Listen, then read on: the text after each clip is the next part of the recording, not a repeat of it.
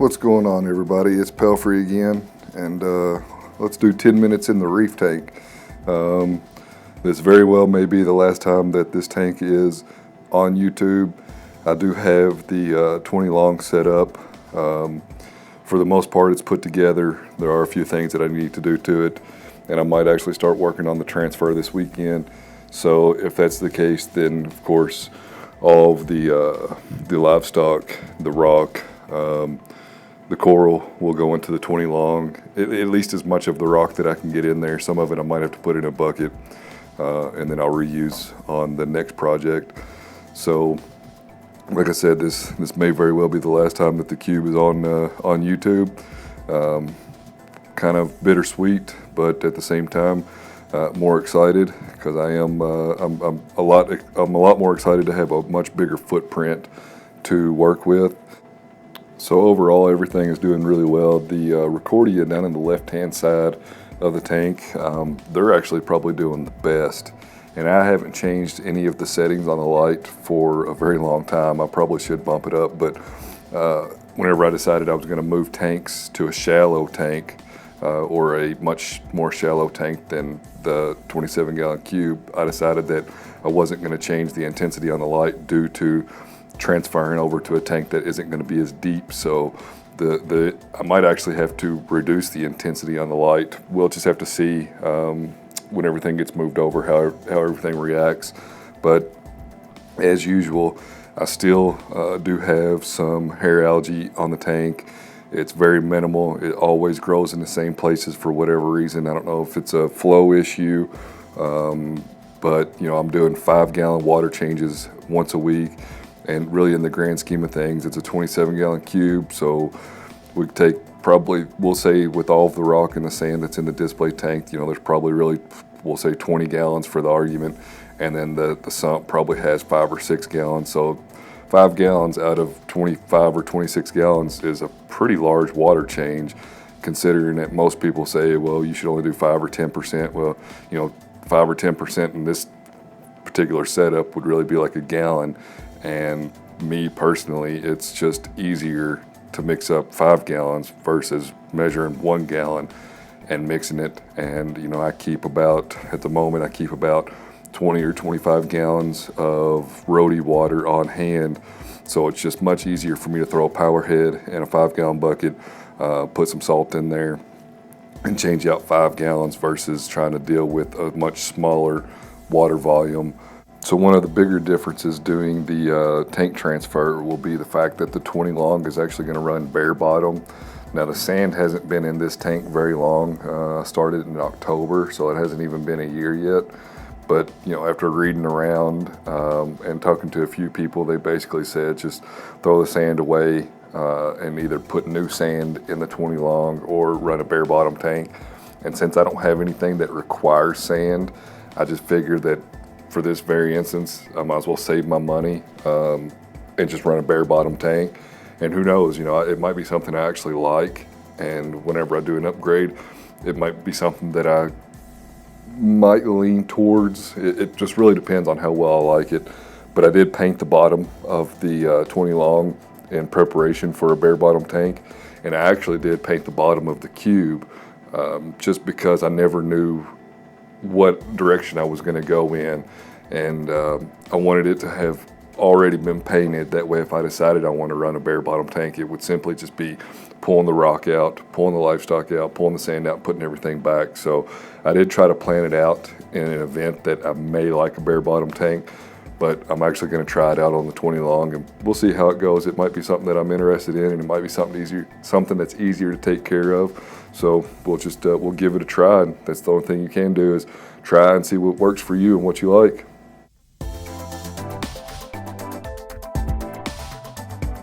So let's take a look at some of the frag plugs down at the bottom. This is some of the Zoas that I fragged a couple weeks ago. They're all doing extremely well. And on a side note, let's just take a look at the shimmer of the Kessil. It is something that I'm gonna miss, and it's something that it's gonna be hard on the new tank since I ordered the Ocean Revives, and I've never personally seen them. But the shimmer of a Kessil is it's amazing. But you know, anyway, The frag plugs with the zoas are doing great. The heads haven't necessarily started to reproduce, but they're growing, and they're always opened up. So they're really happy, and it was, in my part, a success. So I've talked to a few people that are local to me, and I might start to try to kind of offer them some of the zoas that I have. It just really depends. You know, I'm not in this to make any money. I'm not going to make any money, but if I have something that I could offer somebody locally for a fair price, then I'm all about trying to help somebody out. So we'll just kind of see what direction that goes in. The A-can is doing wonderful. That's actually something that I would like to have more of. So whenever I have more room and I actually start picking up more coral, that's something that I'm definitely going to look at. There's just something about that coral. It you know, it doesn't move or anything, but it is a beautiful piece, and I look forward to having more of those and more colors. There's actually a guy that I follow on Reef to Reef, and he's got 120 gallon, and he's got a ton of them. So you know, I like to look at the pictures he posts on there. The Scully in the back is doing wonderful. All of the zoas are doing wonderful.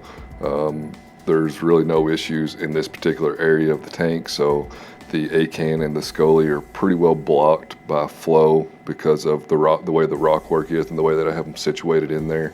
And you can see the purple dotty back, the orchid or orchid, I'm not really sure how to say that, dotty back, that the fish has really become one of the main attractions. He'll stay right about where he's at right now, right in the front of the tank, whereas for whatever reason my clownfish like to congregate towards the back of the tank. I would assume this is because my power head is towards the back of the tank, and that's where the majority of the flow is. And then the firefish, well, that thing is, you know, it could be in the front of the tank 1 minute, and the next minute it could hide out for the next 3 days. So it's something that you really don't know about. As far as the cleaner shrimp that I have in here, he's pretty visible as well. He's always around. Now it depends on the location and the time of day as far as the flow is concerned, where you will see him at. But overall, they're all doing great. And as far as the rest of the cleanup crew, all the snails that I bought, they're still in the tank somewhere, but you don't very often see them. Of course, you do see a few on the glass from time to time, but for the most part, you don't see those guys, and that's fine by me as long as they're still alive and still doing their job. Can't really say much there.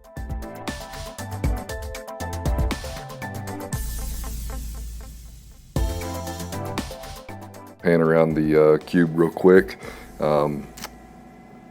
Currently here we have the Zoa up in the top hand of, or the top part of the screen, and that's actually the rock work that had broke off previously, and the Zoa, with the strength of the Zoa colony, was holding the rock. The rock was suspended, and that was really cool to see. I don't see how it didn't break it, but it didn't, and I just placed the rock back up on the ledge that it was on. So over here in the corner, of course, we have the wonderful mag float and the 2 clownfish, and from time to time the firefish will come over and hang out with those guys, and they all get along very well. I do try to look at the fish at least once a day or once every other day or so, and you know, I didn't do any quarantine procedures with these fish. They don't show any signs of ick or anything. At this point, I did turn the blues all the way off on the Kessil, and it's just 100% white, so you can kind of get a better idea of what's going on in the tank. And if you do see algae, which you will, just ignore it. I need to get in there with the toothbrush and scrape it. Once again, it's something that I'm looking forward to on a bigger system, because the reactor that I'm running GFO and carbon in, I've mentioned this before, but I'm looking forward to being able to access it easier. But at this point, you can see the clownfish have actually grown quite a bit, which they've been in here for a couple months now. The firefish is showing no signs of stress. You know, knock on wood, I've not seen any signs of ick or anything in the tank.